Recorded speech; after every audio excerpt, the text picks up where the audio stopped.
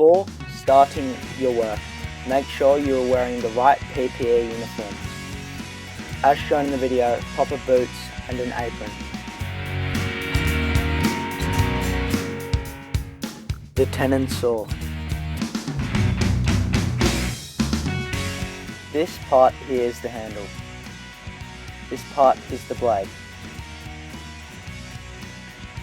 This part is the teeth. And this is the spine.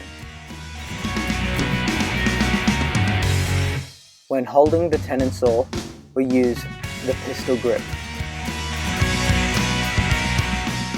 Here we come to the spine. The spine acts as a support to keep the blade stiff and prevent bend through the blade.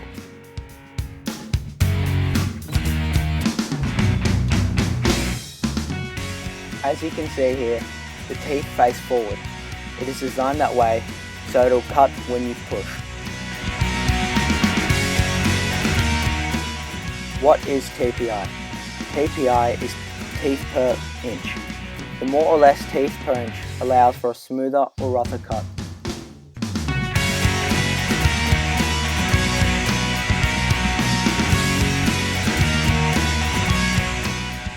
We usually use tenon saw for precise cuts such as T-halvings, dovetail, corner halvings and meters.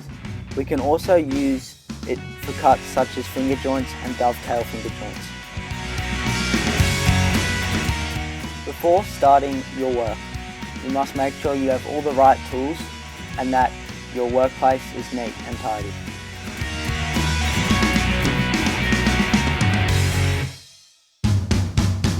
Make sure you mark your work twice so you do not make a mistake. Make sure you use the L square to mark it correctly.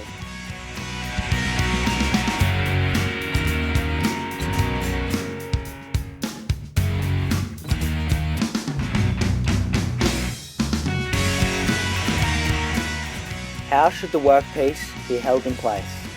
The timber workpiece is usually placed in a vise. This is so it can be held steadily in one place, and you have two free hands. It also makes it much easier to use tools such as L squares and as well as Stanley knife and a chisel. The L square can be used to make marks as well as act as a guidance for your Stanley knife to make grooves. This also makes it much easier for the chisel to cut. The grooves from the Stanley knife act as a place from where the wood comes off.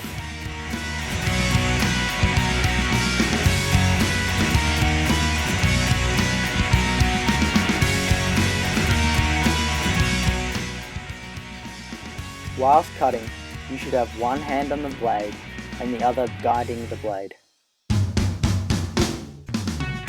You should have your feet positioned with one forward and one back, and to the side, to prevent slipping.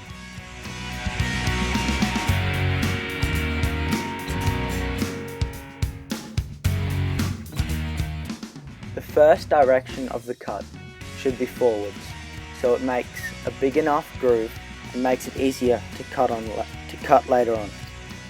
What usually causes a tenon saw to jam is that the blade is on an angle, creates resistant force. When this happens, just simply redirect the blade in position and continue to cut. Whilst cutting, you should place your hand to the left or right depending on what hand you're cutting with. Far away from the job to make sure you do not get cut.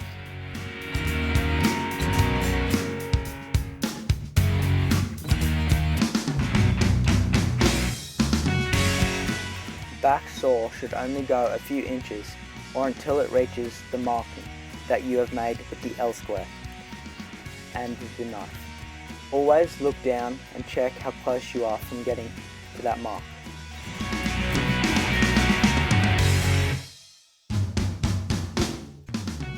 Thank you for listening.